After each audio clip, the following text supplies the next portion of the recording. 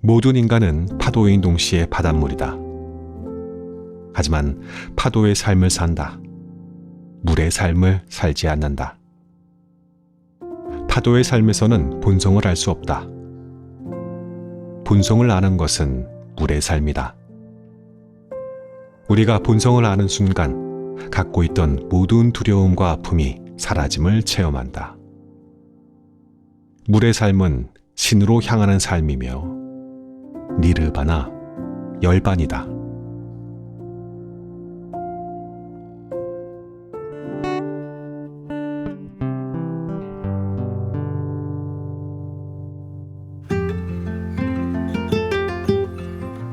안녕하셨습니까? 모두의 아저씨, 책 읽는 자작입니다. 오늘 소개할 책의 제목은 살던 대로 살 수 없는 시간입니다. 지은이 안시호, 펴낸 곳은 명진서가입니다. 저자 소개하겠습니다. 안시호, 밀리언셀러 기획자 겸 영성 큐레이터, 1990년대 출판계에 입문해 북 프로듀서로서 오랜 경력을 쌓은 우리나라 대중서 분야에 손꼽히는 기획자이다. 밀리언셀러가 된 틴낙한 스님의 화를 출간하고 세계인의 영적 스승인 틴낙한 스님을 한국에 초청하여 대중에게 명상 문화를 전파하였다. 자작나무 채널에는 마음 공부라고 하는 재생 목록이 있어요. 가능한 한 저는 특정 종교에 관한 책들은 잘 다루려고 하지 않지만 종교와 관련이 없이 마음을 다루거나 우리들의 영성을 다루는 책은 제가 엄청 좋아해서 나무님들한테 여러 권 소개를 해드렸었죠. 작가를 영성 큐레이터라고 부르는데 우리는 여기에서 우선 영성이라는 단어에 대해서 살펴볼 필요가 있을 것 같아요. 이전에는 영성이라고 하면 바로 종교를 떠올리기가 쉬웠는데 이제는 사람의 마음을 이해하고 치유하는 심리학이나 상담학과 더 친밀한 언어가 되어가고 있다고 해요. 부끄럽지만 저는 한때 한 시절 신부님이 되고자 하는 꿈이 있었어요.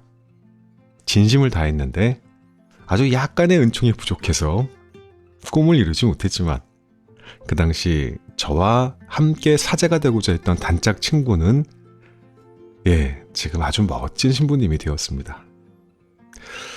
어쩌다 눈을 떠보니 저는 신부님이 되는 대신 책 읽는 모두의 아저씨가 되어 있네요. 나쁘지 않은데요? 여전히 몇 가지 의문점이 있지만 저는 사람에게는 영성이 있다는 쪽에 조금 더 기울어진 믿음이 있어요. 오늘 들려드릴 책은 바로 이 영성에 관한 내용입니다.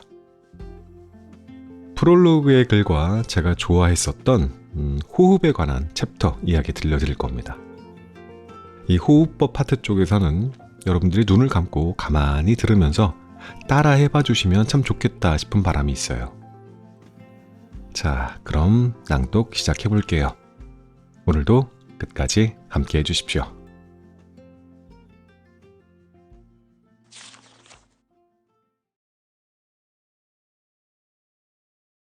프롤로그. 따뜻함은 늘 의지가 된다. 종교에서 규정하는 영성은 신과 소통하는 능력이다. 이를 동양적인 정서로 표현하면 도에 다가가는 능력이라 할 수 있다. 하지만 현대사회에 오면서 영성의 개념은 통합되었다. 인간의 마음에 관한 복합적인 문제들을 해결하기 위해 삶의 질에 관심을 갖게 되면서 인간의 영성을 들여다보지 않고는 답을 찾을 수 없었기 때문이다. 심리학은 인간 지능의 IQ, 지능지수와 EQ, 감성지수 이외에 제3의 Q가 있음을 제시하고 그것을 영성지수로 정의하였다.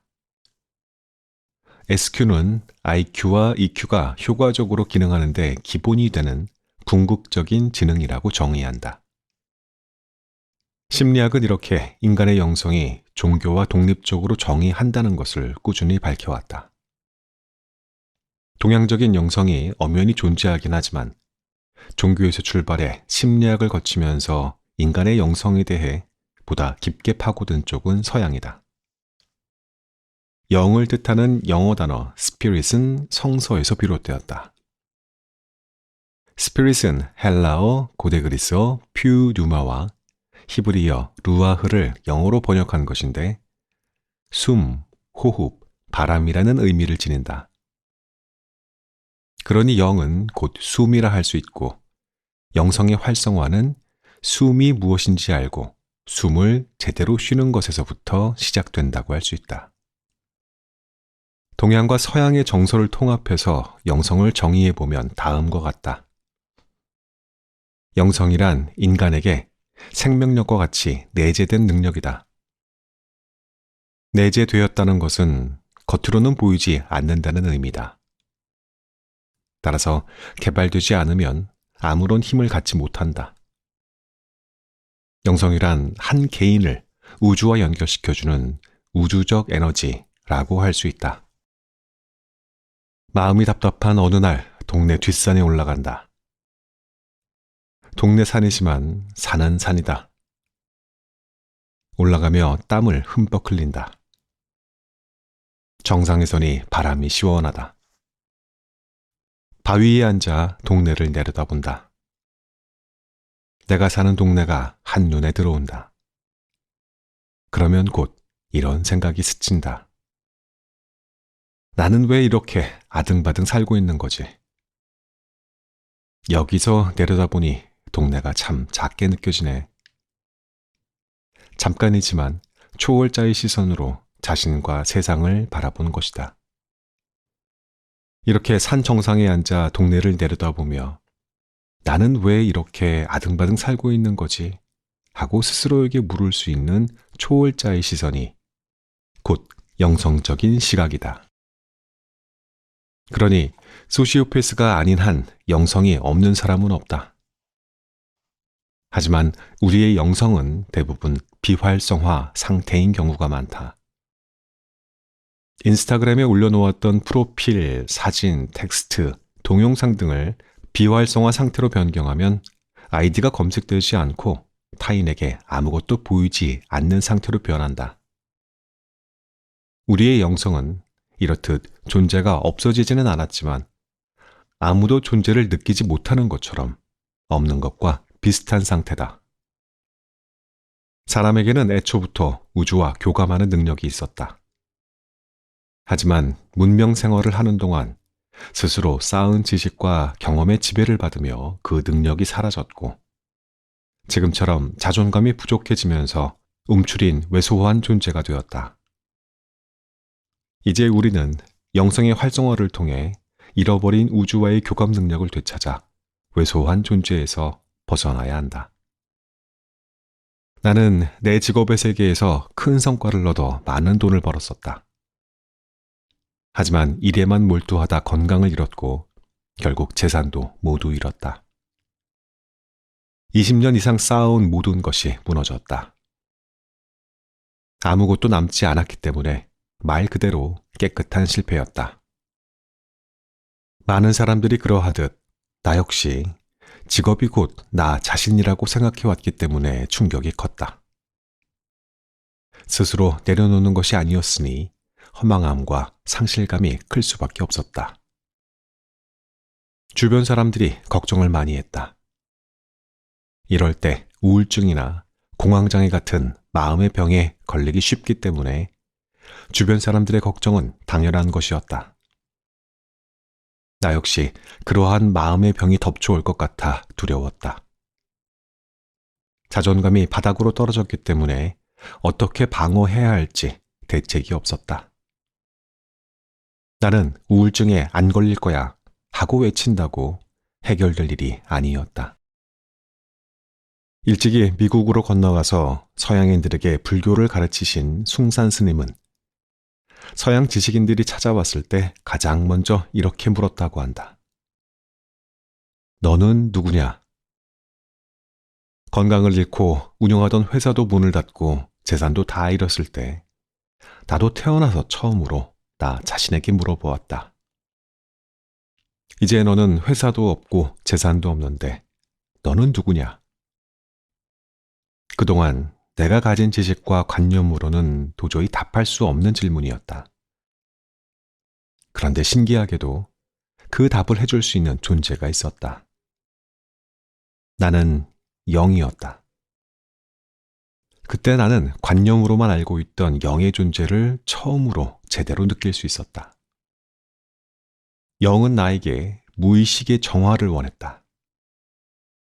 무의식의 정화는 호흡과 명상과 기도라는 행위를 통해 이루어진다.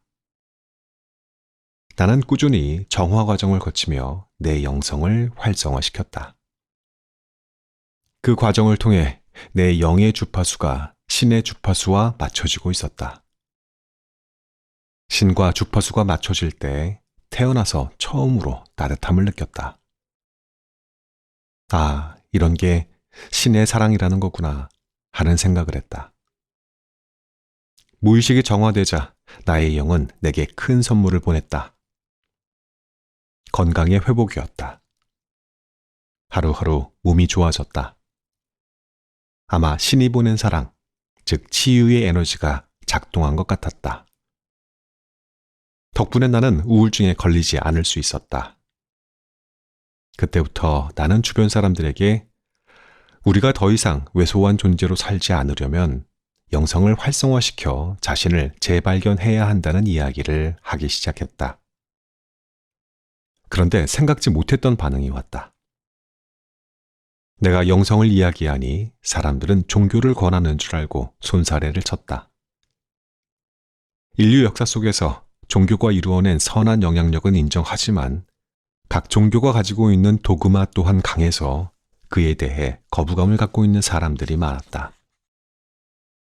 나는 엄밀히 따지고 들면 종교와 영성은 확실히 구별되니 특정한 종교의 영역으로 들어가지 않아도 충분히 영성의 활성화가 가능하다고 설명했으나 상대에게 내가 원하는 만큼의 공감을 얻지 못하곤 했다. 그 아쉬움을 해결하기 위해 글로써 내 생각을 구현할 방법을 궁리하면서 큐레이션이라는 개념을 가져오게 되었다. 아마도 영성을 큐레이션 하는 일은 처음이지 않을까 싶다.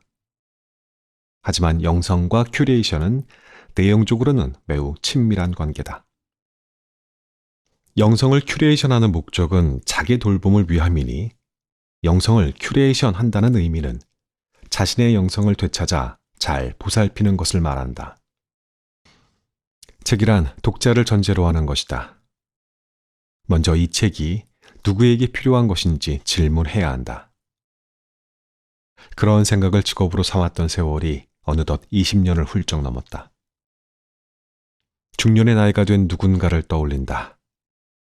그는 열심히 살아왔다. 실력도 쌓았다. 이 나이쯤 되면 인생이 여유롭게 펼쳐질 줄 알았다. 그런데 아니다. 앞은 보이지 않고 존재는 작아진다. 내려놓긴 해야 하는데 내려놓아야 살 수 있는데 뭘 어떻게 내려놓아야 할지 갈피를 잡을 수가 없다. 보이지 않는 어두운 길에 등 떠밀려 사는 것은 사는 게 아니다. 멀리까지 보이지 않는 것은 바라지 않는다. 내 발 앞이라도 밝은 눈으로 볼 수는 없을까? 이렇듯 당황스러운 시간과 맞닥뜨린 중년의 독자들에게 지금 가장 필요한 자기 돌봄의 계기를 주고 싶었다. 나는 영성 수련을 오래 한 수도자가 아니다. 반대로 영성이 활성화되지 못해 에고, 생각, 감정, 오감의 총합을 에고라고 부릅니다. 에고의 지배 속에서 살아온 시간이 더 많다. 하지만 오히려 이러한 점에서 변화의 스트레스를 극복하고 우울 바이러스와의 싸움에서 이겨야 하는 독자들과 공감대를 이룰 수 있다고 생각한다. 우리 삶은 본질적으로 불확실하다. 신이 인간에게 주었다는 자유 의지 때문이겠지만 우리는 삶의 불확실성이 주는 궁금함과 기대보다는 불안에 시달리며 산다. 그렇게 된 이유는 신과 사람의 관계가 단절되었기 때문이다. 우리는 햇살처럼 따뜻한 보살핌을 원한다. 나는 따뜻하지 못하지만 따뜻한 사람을 곁에 두기를 원한다. 활성화된 영성은 신과의 만남을 가능케 한다. 그 속에서 온전한 따뜻함을 경험할 수 있다. 우리는 이제 아무도 경험하지 못한 불편한 시간을 건너야 한다. 그 시간을 무사히 건너기 위해서는 자신의 몸과 영을 소홀히 하지 않는 자기 돌봄이 필요하다. 악기를 처음 배우는 초보 연주자는 악보에서 쉼표를 만나면 당황스러운 경험을 하게 된다.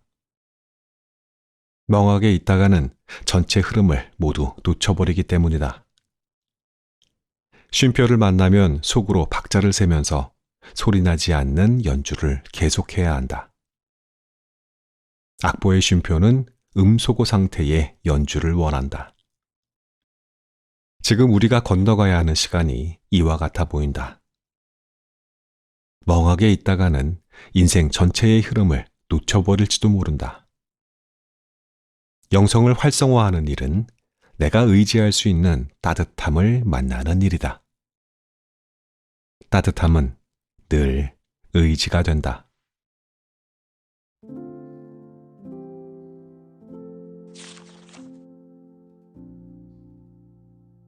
나를 따뜻한 사람으로 만드는 호흡법. 선불교의 뿌리를 둔 평화 사상가이자 세계인의 영적 스승으로 불리는 틴나칸 스님을 한국에 초청했을 때 호흡에 대해 배운 적이 있습니다. 그때는 사실 호흡이라는 게 무엇을 의미하는지 온전히 이해하지 못했습니다. 그저 명상의 기초 단계 정도로만 받아들였습니다. 그때가 2003년이니 17년 전의 일입니다. 반전 평화 운동가였던 젊은 날의 틴나칸 스님은 미국 영성계의 거장인 토마스 머튼 신부와도 교류하고 있었습니다. 토마스 머튼은 틴나칸 스님을 일컬어 나와는 다른 종교의 뿌리를 두고 있지만 어떤 사제들보다 공통점이 더 많은 사람이라고 평가하며 틴나칸은 내 형제다 라는 말로 틴나칸 스님이 이끄는 반전 평화 운동에 힘을 보탰습니다. 저는 토마스 머튼에 대해 큰 관심을 갖고 공부하던 중 가톨릭 수도원의 수도사들이 관상을 위한 수련을 할 때 호흡부터 시작한다는 것을 알게 되었습니다. 영성을 활성화시키려면 호흡부터 시작해야 한다는 것은 동서양이 일치하고 있습니다. 틴나칸 스님은 호흡을 가르치며 짧은 시 한 편을 소개했습니다. 안으로 들이쉬고 밖으로 내쉬고 깊고 천천히 차분하고 평안하게 미소 짓고 긴장을 푼다. 지금 이 순간 아름다운 순간. 이 짧은 시는 호흡의 교과서였습니다. 스님은 이 짧은 시를 중심으로 호흡을 가르쳤습니다. 처음에 두 단어, 안으로 밖으로에서 안으로는 숨을 들이마실 때 내가 숨을 들이마시고 있다는 것을 안다는 뜻이며 밖으로는 숨을 내쉴 때 내가 숨을 내쉬고 있다는 것을 안다는 뜻입니다. 숨을 들이마실 때에는 오로지 한 가지, 들숨에만 집중해야 합니다. 정신이 다른 모든 것들로부터 벗어나 완전히 들숨에만 집중될 수 있도록 합니다. 날숨도 같은 식으로 집중해야 합니다. 주의할 점은 정신이 숨에서 벗어나 다른 것들로 향하지 않게 하는 것입니다. 예를 들자면 나는 숨을 내쉴 때 참, 책상에 PC를 켜놓고 그대로 나왔네. 나는 숨을 내쉴 때 오늘 저녁은 뭘 먹지? 이렇게 정신을 다른 곳으로 보내지 말고 처음부터 끝까지 숨과 함께 해야 합니다. 숨을 들이마시는 데에는 4, 5초 정도밖에 걸리지 않습니다. 안으로, 밖으로 숨을 마시고 내쉬는 1분 동안 생각도 멈춰야 합니다. 한 번의 들숨과 날숨만으로도 생각을 멈추고 떠도는 마음이 지금 여기로 돌아올 수 있다고 배웠습니다. 호흡은 마음과 몸을 결합해 줍니다. 우리의 몸은 여기 있지만 마음이 다른 방향으로 향하고 있을 때 다행히 우리의 몸과 마음을 이어주고 다리 역할을 하는 호흡이 있습니다. 5초나 10초면 충분합니다. 흩어졌던 마음이 몸으로 돌아옴에 따라 우리는 지금 이곳에 온전히 존재할 수 있습니다. 숨을 들이마시며 살아있음을 느낀다. 숨을 내쉬며 자신에게 미소를 보낸다. 어떤 일을 할 때 3번 이렇게 한 후에 시작하라고 배웠습니다. 특히 스트레스가 동반되는 일을 할 때 실행해 보면 굉장히 좋은 방법임을 알 수 있습니다. 감정 노동에 시달려야 하는 경우 이 방법을 사용하면 스트레스와 우울한 기분을 크게 줄일 수 있습니다. 불가피하게 당해야 하는 상대의 공격에도 덜 다치는 최선의 방어가 가능해집니다. 호흡은 반복해서 수련하면 기량이 향상됩니다. 들숨은 더욱 깊어지고 날숨은 더욱 느려집니다. 하지만 잘 해보겠다는 목표를 세우고 좋은 결과를 만들기 위해 노력하지는 말아야 합니다. 자연스럽게 흘러갈 수 있다는 것을 배워야 합니다. 깊고 천천히 라는 의미는 나는 숨을 마실 때 숨이 점점 더 깊어져 가는 것을 안다. 나는 숨을 내쉴 때 숨이 점점 느려져 간다는 것을 안다는 뜻입니다. 아무것도 모르고 시작했던 호흡이 즐거워지는 시점에 이르면 호흡의 조화와 평화가 몸과 의식 속으로 파고들면서 누군가에게 돌봄을 받고 치유받고 있음을 느낄 수 있습니다. 직장 상사에게 또는 무례한 고객에게 받은 상처를 누군가 치유해주고 있음을 느낄 수 있습니다. 이제 들숨과 날숨에 간섭할 필요는 없습니다. 깊게 숨을 들이마시거나 더욱 천천히 숨을 내쉬기 위해 노력하지 말라고 당부합니다. 특별한 것처럼 의식하지 말고 평상시처럼 하라는 의미입니다. 이런 식으로 2, 3분 동안 호흡을 즐기는 시간을 갖습니다. 숨을 들이마실 때 내 몸은 차분해진다. 숨을 내쉴 때 내 몸은 평안해진다. 우리 몸에는 늘 긴장과 불안과 갈등이 존재하고 있습니다. 숨을 들이마시면 그러한 자신의 몸에 대해 차분히 알아차리게 됩니다. 하지만 내 몸에 미소를 보내면 곧 평안해집니다. 엄마가 아기를 낳듯이 주의를 집중해서 숨으로 몸을 껴안습니다. 숨을 들이마실 때 내 몸은 평안해집니다. 이것이 따뜻함이고 사랑입니다.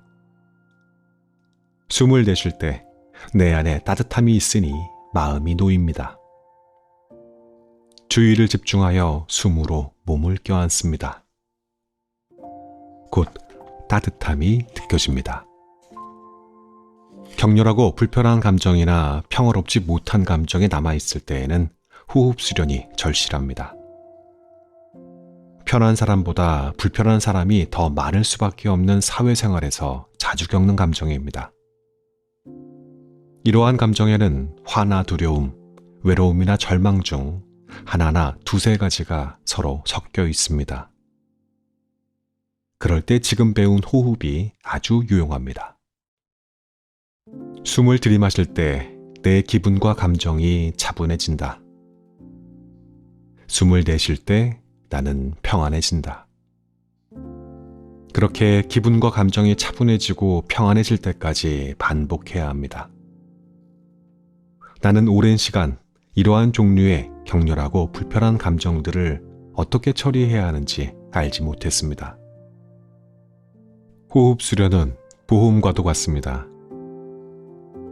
격렬한 감정이 솟아오를 때에 대비할 수 있기 때문입니다. 누구라도 수련하지 않으면 감정에 사로잡혀 감정의 희생양이 되고 만다는 것을 깨달았습니다. 수련을 한다는 것은 폭풍이 밀어닥칠 때가 언제인지를 아는 것과 같습니다. 격렬한 감정은 우리의 의식 깊은 곳에서부터 생겨납니다. 주의 집중의 힘 또한 우리의 의식 깊은 곳에서부터 생겨납니다. 어떤 자세든 좋습니다. 결과부자든 반과부자든 안정된 자세로 앉거나 누워서 감정을 멀리 보낼 준비를 하십시오. 숨을 들이마시고 내쉬면서 정신을 배에 집중시키면 됩니다. 왜 배에 집중시켜야 할까요? 폭풍우 속에 서 있는 나무를 예로 들자면 윗부분에 정신을 집중시키면 나무가 매우 약해지는 느낌이 듭니다. 윗부분에 있는 여린 가지와 잎들이 바람에 따라 심하게 앞뒤로 흔들리는 것을 보면 나무가 폭풍우를 견디지 못하고 아예 뽑혀버릴 것만 같습니다. 하지만 나무의 줄기 아랫부분에 정신을 집중시키면 달라집니다. 나무는 땅속 깊이 단단히 뿌리를 뻗고 있어서 폭풍우를 잘 견뎌낼 거라는 믿음이 들 겁니다. 우리는 모두 한 그루의 나무와 같습니다. 격렬한 감정은 나무에게 불어오는 폭풍우와 같습니다. 폭풍우에 맞설 준비를 하지 않으면 우리는 바람에 날아가고 말 것입니다. 주의를 집중하며 호흡하고 정신의 두뇌를 아랫부분으로, 즉 생각에서 배로, 배에서 배꼽 아랫부분까지 끌어내리며 준비를 합니다. 앞에서 처음 생명을 받았을 때의 호흡법이라 표현한 것처럼 말입니다. 모든 정신을 이 부분에 집중시키고 숨을 들이마시고 내쉬면 나무줄기에 해당하는 배가 올라갔다 내려갔다 하는 것을 느끼게 될 것입니다. 두뇌는 폭풍의 눈에 해당하기 때문에 뇌에 머물러서는 안 됩니다. 폭풍의 눈은 절대적으로 피해야 합니다. 아래로 내려가서 배꼽 아래에 있는 나무줄기를 껴안고 온 정신을 배의 오르내림에 집중하세요. 호흡에 주의를 집중시키는 것입니다. 이와 같은 훈련은 매우 간단하면서 효과적입니다. 이러한 호흡을 통해 나와 나의 감정을 분리시킬 수 있기 때문입니다. 감정은 우리 안에 있는 모든 것들 중 지극히 작은 부분에 불과하지만 괴롭히는 힘은 무자비할 정도입니다. 하지만 우리는 감정 이상의 존재입니다. 우리의 영은 감정으로부터 스스로를 지켜줄 수 있습니다. 감정이란 폭풍우처럼 왔다가 잠시 머무른 뒤 사라져가는 것에 불과합니다. 이 사실을 깨닫게 된다면 부정적인 감정이 몰려와도 더는 두려워하지 않을 것입니다. 우울증에 사로잡힌 사람은 자신의 감정이나 고통을 어떻게 다뤄야 하는지 알지 못하는 경우가 많습니다. 자살하는 것만이 고통을 없애줄 수 있는 유일한 방법이라고 믿는 사람도 있습니다. 우울증이란 자신을 덮쳐온 감정에 어떻게 대처해야 할지 모르는 것에서 시작된다고 볼 수 있습니다. 하지만 감정이란 단지 감정일 뿐이며 왔다가 잠시 머무른 후 사라지는 것입니다. 우리는 감정을 넘어선 영을 지닌 존재라는 사실을 반복해서 느낄 수 있다면 우울에서 벗어나는 반전을 이룰 수 있습니다.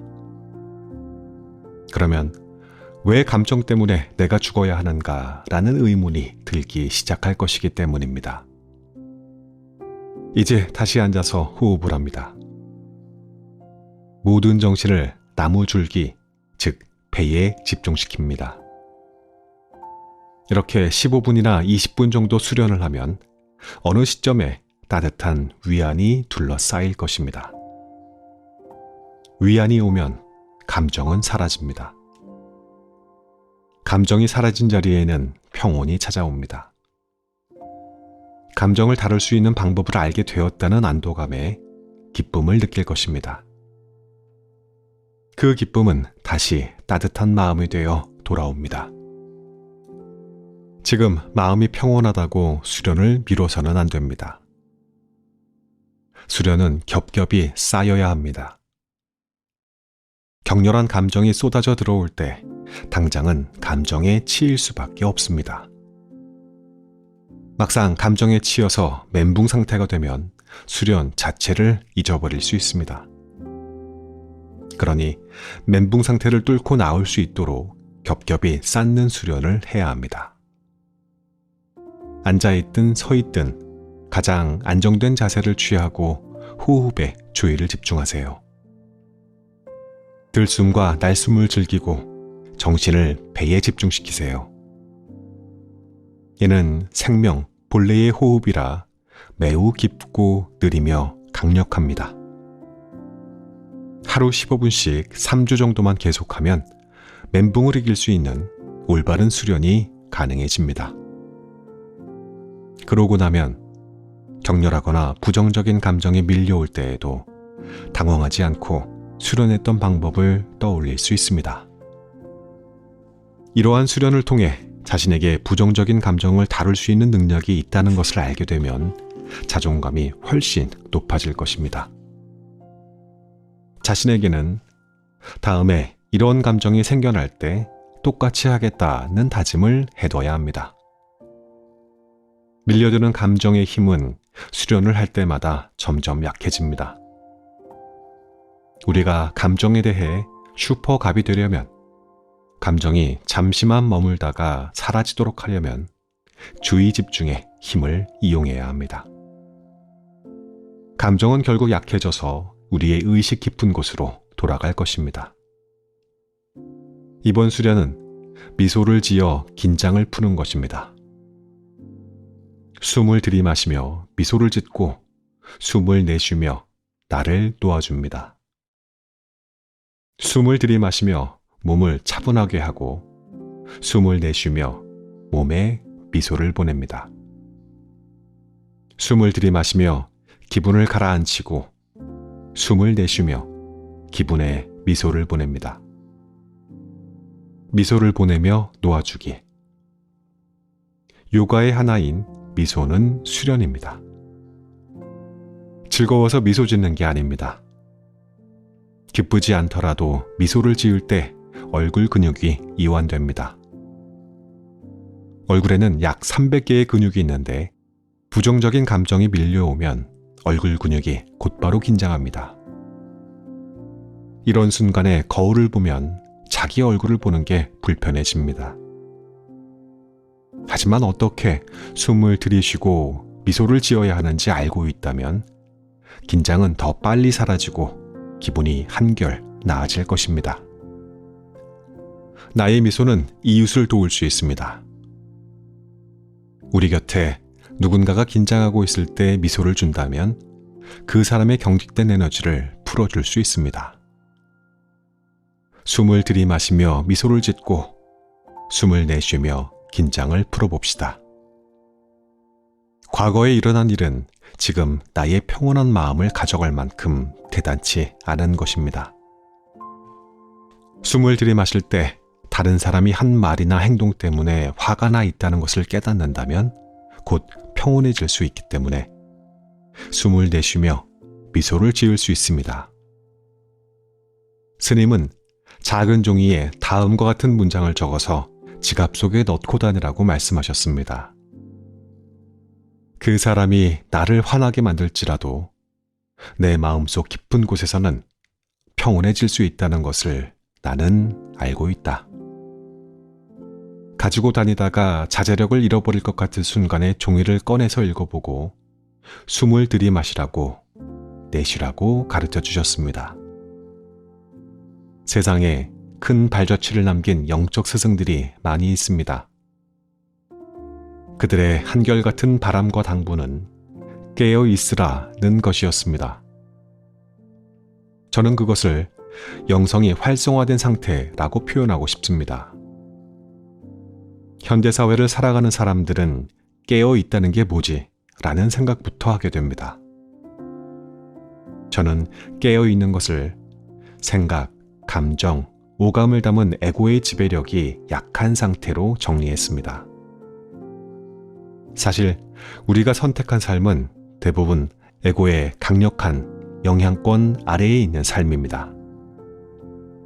오감이 만족될 때 오는 즐거움도 있지만 에고는 크고 작은 고통을 끝없이 만듭니다.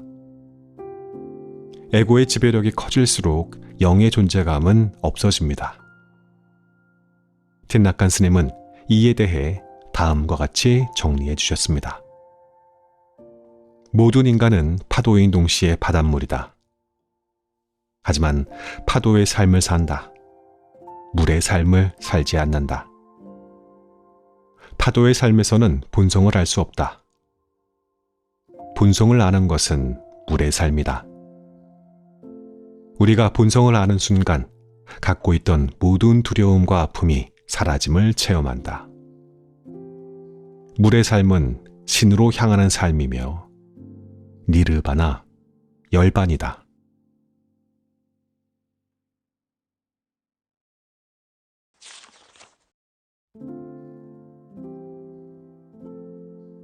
이 책의 낭독은 여기까지입니다. 제가 읽어드린 부분 외에 내용이 더 궁금한 분들은 꼭 책을 구매하셔서 깊은 지혜와 만나게 되시기를 권합니다. 저는 또 다른 좋은 책으로 금방 돌아오겠습니다. 그때까지 안녕히 계십시오.